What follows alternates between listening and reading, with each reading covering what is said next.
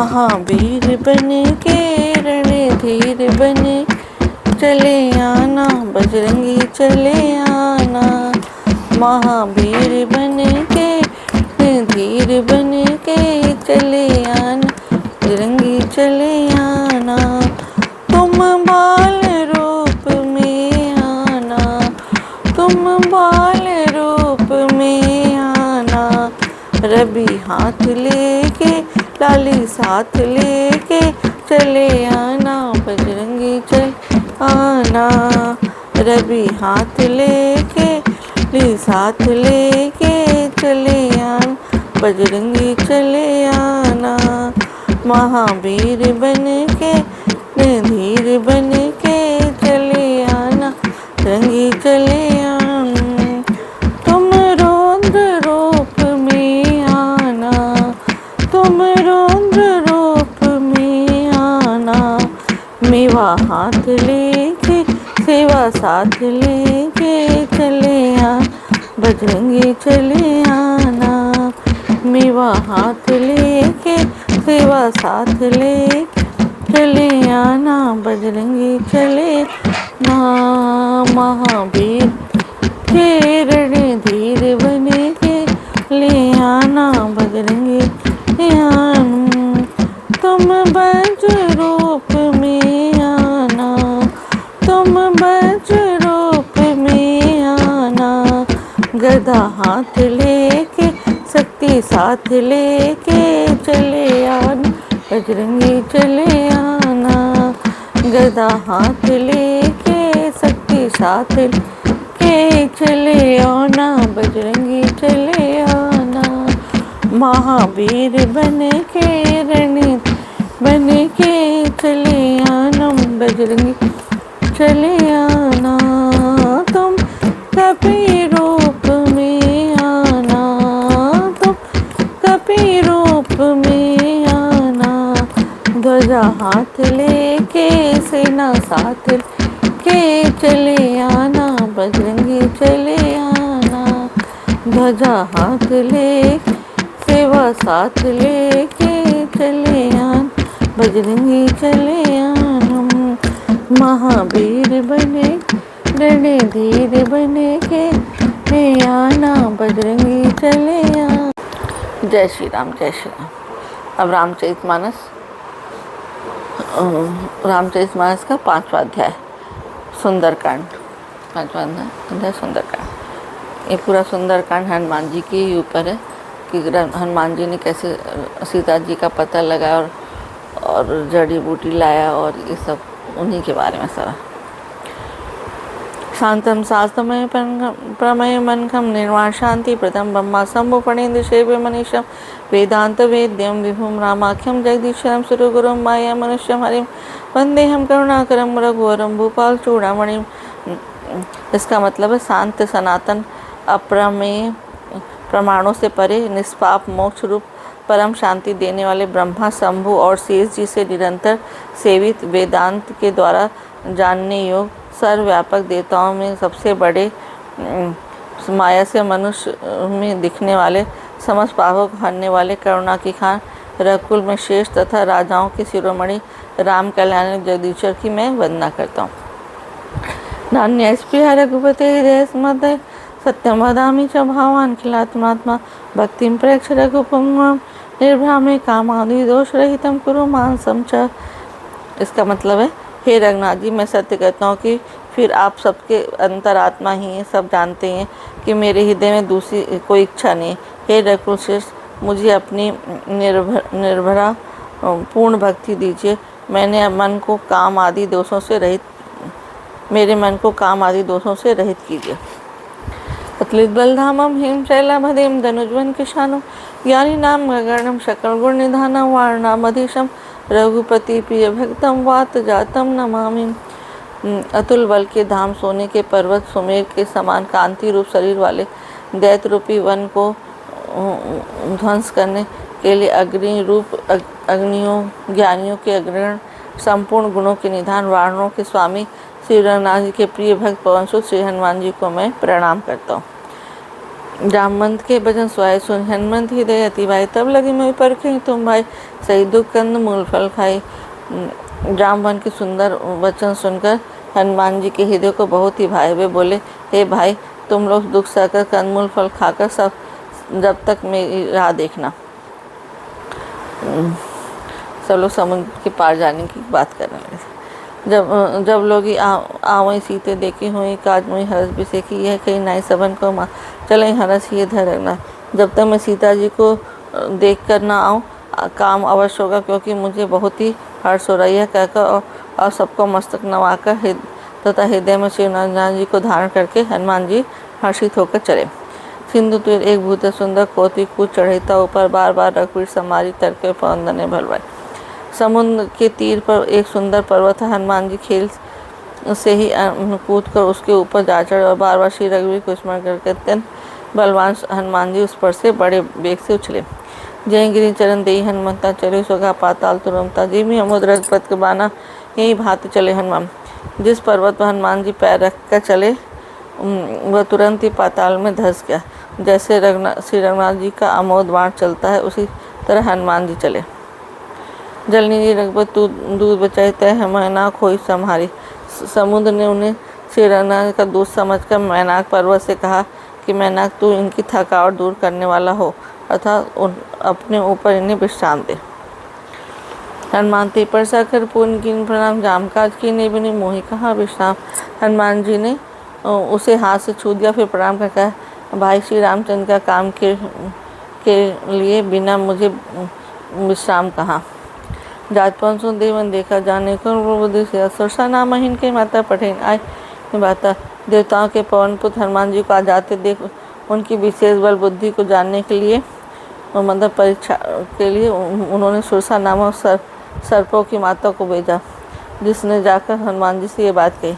आज सुरनमय दीन न सुनत बचन का पवन कुमार, राम काज के फिर मैं आऊँ सीते कहीं सुधी प्रभु सुनाम।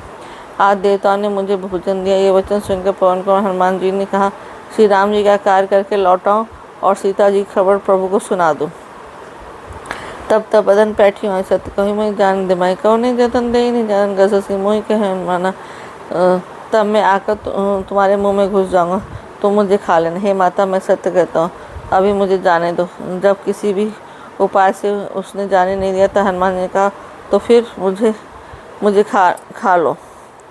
जो जन भरी तेई बदन प्रसार, कभी तनु कीन दुगुन विस्तार, 16 जो जन मुक्ति ठे तुरंत 32 भय। उसने चारों कोस से मुंह फैलाया, तब हनुमान जी अपने शरीर को इससे दूना बढ़ा लिया। उसने 16 योजन का मुख किया। हनुमान जी तुरंत ही 32 योजन के हो गए। जसुर सा बदन बढ़ाओ, ताजून का रूप दिखाओ, सज्जोन ने आनंद की नाती लघु रूप पवन सुतरीना। जैसे सुरसा मुख का विस्तार बढ़ाती गई, हनुमान जी उसका दूना रूप दिखलाते थे। उसी 100 योजन मुख किया, तब हनुमान जी बहुत ही छोटा रूप धारण कर लिया। ये उस समय बदन पेट पर बाहर आ, माँ का विधाता ही सुनाए मोहि सुरंजन लागी पिता बुद्धिमन मरम तोर में पा। और वे उसके मुख में घुसकर फिर बाहर निकला। फिर उसे सिर नवाकर विदा मांगने लगे। उसने कहा, मैंने तुम्हारी बुद्धि बल का भेद पा लिया, जिसके लिए देवताओं ने तुझे भेजा था। राम काज सब करी हो, तुम बल बुद्धि निदान आशीष दी गई, सो हर से चले हनुमान। तुम श्री रामचंद्र का सब कार्य करोगे, क्योंकि तुम बल बुद्धि के भंडार हो। ये आशीर्वाद देकर वह चली गई। तब हनुमान जी हर्षित होकर चले। जब हनुमान जी समुद्र पार कर रहे थे, तब उसे सुरसा नामक राक्षसी मिली, जो हनुमान जी को खाना चाहती थी और उनकी बुद्धि का परीक्षा करना चाहती थी। उसके बारे में था ये। निश्चट एक सिंधु मोह रही करी माया, नभ के खग गई जीव जन जय गगन उड़ाई, जल बिलोक तिनके परछाएं। समुद्र में एक राक्षसी रहती, उसका माया करके आकाश में उड़ते पक्षियों को पकड़ लेती थी। आकाश में जो जीव जंतु उड़ा करते थे, वह जल में उनकी परछाई देखकर फिर आगे एक राक्षसी मिली। गई छाक सा सोना उड़ाई गई विधि, सदा गगन छय खाए, सोई छल हनुमान का कीना, ताश कपट कर टूटते चीना। उस परछाई को पकड़ी थी, जिससे वो उड़ नहीं सकते थे, जल में गिर पड़ते थे। इस प्रकार वह सदा आकाश में उड़ने वाले जीवों को खाया करती थी। उसने वही छल हनुमान जी से भी किया। हनुमान जी ने तुरंत ही उसका कपट पहचान लिया। ताही मारी मारो सिद्ध बीरा, बारित पार गए मती कहाँ जाई देखी पंसुबा गुंजन चंचरित पंसु धीर बुद्धि वीर शर्मा उसको मारकर समुद्र के पार गए। वहाँ जाकर उन्होंने वन की शोभा देखी। पुष्प रस से लोभ से भौरे गुंजार कर रहे थे। नाना तर पर फूल स्वाय खगन देख मन भाई शैल विशाल देख गया तापर धाई चढ़े बहता गए। अनेकों प्रकार के वृक्ष फल फूल से शोभित थे। पक्षी और पशुओं के समूह को देखकर तो वे मन में ही प्रसन्न हुए। सामने एक विशाल पर्वत देखकर हनुमान जी भय त्याग कर उस पर दौड़कर जा चढ़े। माना कछु कप के गए पर तो प्रभु प्रताप जो काल लिखाई गिर पर चढ़ लंका दे कहीं न जाए अति दुर्ग विशेषी। शिव जी कहते हैं वहाँ इसमें बानर हनुमान की कुछ बढ़ाई नहीं। यह प्रभु का प्रताप है जो काल को भी खा जाता है। पर्वत पर चढ़कर उन्होंने लंका देखी। बहुत ही बड़ा किला है और कुछ कहा नहीं जाता। अति उत्तम जल चहु पासा करना कोट कर परम प्रकाशा। यह अत्यंत ऊंचा है। उसके चारों समुद्र है। सोने के परकोट चार दीवारी का परम प्रकाश हो रहा है। छंद कनक कोट विचित्र मनिखित सुंदरायत घना चौहट हट सुभट बीती चा विधि बना गज बांध खच्चर निकर पद रथ बरोथनि को गने बहुरूप यूथे बल से न बनत नहीं बने। विचित्र मणियों से जड़ा हुआ सोने का परकोटा उसके अंदर बहुत से सुंदर सुंदर घर हैं। चौराहे बाजार सुंदर मार्ग और गलियाँ। सुंदर नगर बहुत प्रकार से सजा हुआ है। हाथी घोड़े खच्चरों के समूह तथा पैदल और रथों के समूह को कौन गिन सकता है। अनेकों रूपों के राक्षसों के दल हैं। उनकी अत्यंत बलवती सेना वर्णन करते ही नहीं बनती। मन भाग मन वाटिका सर को सोहे न नाग सुर गंधर्व मुनि मन मोहे कहो माल देह विशाल शैल समान तरजही नाना खारेन भी रही बबे तरजही फुलवाड़ी तालाब कुएं और बावलियाँ सुशोभित है। मनुष्य नाग देवता और गंधर्वों की कन्या अपने सौंदर्य से मुनियों के भी मनों को मोह लेती है। कहीं पर्वत के समान विशाल शरीर वाले बड़े ही बलवान गरजों तो वे अनेकों अखाड़ों में बहुत प्रकार से भिड़ते और एक दूसरे को ललकारते हैं। कदी चतन भट्ट कौटिन विकर्दन तन नगर चहुदिशी रक्षहि कहु मई समानुष धीर खरज कल निशाचर भक्षहि लागे तुलसीदास कथा कछुए के हैं कहीं रघुवीर सर तीरथ त्यागी गति पे है। कहीं भयंकर शरीर वाले करोड़ों योद्धा यत्न करके नगर की चारों दिशाओं में रखवाली करते हैं। कहीं दुष्ट राक्षस भैंसों मनुष्य गाय गधों और बकरों को खा रहे हैं। तुलसीदास ने इनकी कथा इसलिए कुछ थोड़ी सी ही कही है कि यह निश्चय ही श्री रामचंद्र के बाण रूपी तीर से शरीर को त्याग कर परम गति पावेंगे। पूरे रखवाड़े देख बहु कभी मन कीन विचार अति लघु रूप धरो निशी नगर करें पसा। नगर के बहुसंख्य रखवालों को देख हनुमान जी ने मन में विचार किया अत्यंत छोटा रूप धरूं और रात के समय नगर में प्रवेश करूं। मस्तक समान रूप कभी धरी लंकनी चले सुमी नाम लंकनी एक निशे से सोका चले मोहि निंद्रे। हनुमान जी मच्छर के समान छोटा सा रूप धारण कर नर रूप से लीला करने वाले भगवान श्री रामचंद्र के स्मरण करके लंका से को चले। लंका के द्वार पर लंकनी नाम की एक राक्षसी रहती थी। वो बोली मेरा निरादर करके बिना मुझसे पूछे कहाँ चला जा रहा है। जाने नहीं मरम सट मोर आहार जहाँ लगी चोरा मुटका एक महाकपि रुधिर बमन धनवणी। हे मुझ तूने मेरा भेद नहीं जाना। जहाँ तक जितने चोरे हुए सब मेरे आहार है। महाकपि हनुमान जी ने उसे एक घूंसा मारा जिससे वह खून की उल्टी करती पृथ्वी पर लुढ़क पड़ी। पुनि समार उठी सोलंका जोरी पान कर बिने सतंगा जब रावण ने ब्रह्म दिन चलत बिरंची कहाँ मोह चीना। वह लंकनी फिर अपने को संभाल को उठी और डर के मारे हाथ जोड़कर विनती करने लगी। वो बोली रावण को अब जब ब्रह्मा जी ने वर दिया था तब चलते थे उन्होंने मुझे राक्षसों के विनाश की यह पहचान बता दी थी कि विकल हो से कब के मारे तब जाने से निश्चय संहारित आत्मोर अति पुण्य होता देखो ने नाम कर दूता। जब तू बंदर के मारने से व्याकुल हो जाए तब तू राक्षसों से संहार हुआ जान लेना। हे तात मेरे बड़े पुण्य हैं जो मैं श्री रामचंद्र के दूत को नेत्रों से देख पाई। वो राक्षसी भी हनुमान जी को देख के खुश हो गई। तास्वर्ग अब्बा सुख धरी तुला एक अंग तूल न ताई सकल मिली जो सुख लो सत्संग। हे तास्वर्ग और मोक्ष के सब सुखों को तराजू एक पड़ले में खा जाए तो भी वे सब प्रकार मिलकर दूसरे पड़लों पर रखे हुए उस सुख के बराबर नहीं होते जो क्षण मात्र के सत्संग से होता है। सत्संग करने से सबसे बड़ा पुण्य होता है। प्रवेश नगर कीजिए सबका हृदय रा कौशल रूप राजा गर सुधारित कर मिताई गोप सिंधु सिताएं। अयोध्या नगरी की राधा श्री रघुनाथ जी को हृदय में रखे हुए नगर में प्रवेश कर सब काम कीजिए। इसके लिए विष अमृत हो जाता है, शत्रु मित्रता आने लगते हैं, समुद्र गाय के खुर के बराबर हो जाता है, अग्नि में शीतलता आ जाती है। गरुड़ समीर रेणु समताई राम कृपा कर चितवा जाए। अति लघु रूप धरी हनुमान बैठा नगर सुमेर भगवाना। और हे गरुड़ जी, सुमेर पर्वत उसके लिए रज के समान हो जाते हैं। जिसे श्री रामचंद्र ने एक बार कृपा करके देख लिया, तरह हनुमान जी ने बहुत ही छोटा रूप धारण किया और भगवान का स्मरण करके नगर में प्रवेश किया। मंदिर प्रतिक्रिया सोदा देगी जहाँ तक अग्नि जो था गई तो सानर मंदिर में अति विचित्र कहीं जा सुनाई। उन्होंने एक एक महल की खोज की जहाँ तहाँ असंख्य योद्धा थे। फिर वे रावण के महल में गए। वह अत्यंत विचित्र है जिसका वर्णन नहीं हो सकता। सैन किए देखा कपिते ही मंदिर मौनो दीख बदे भवन एक पुनि दीख सुहा हर मंदिर तब भिन्न बनावा।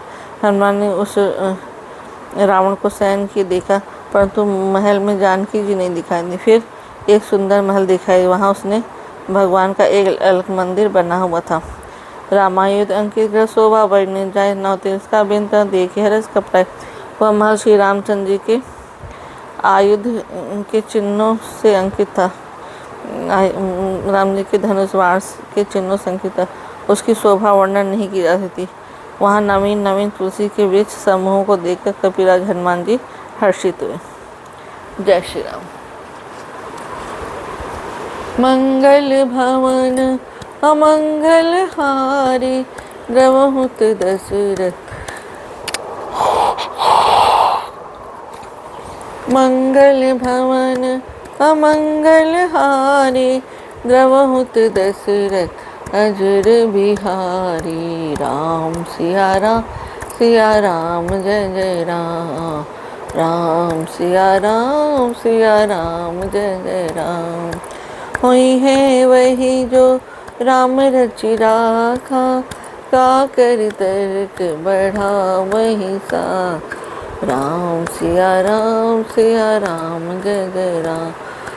राम सिया राम। दीन दयाल बिरद संभारी हरहु नाथ मम संकट भारी। राम सिया राम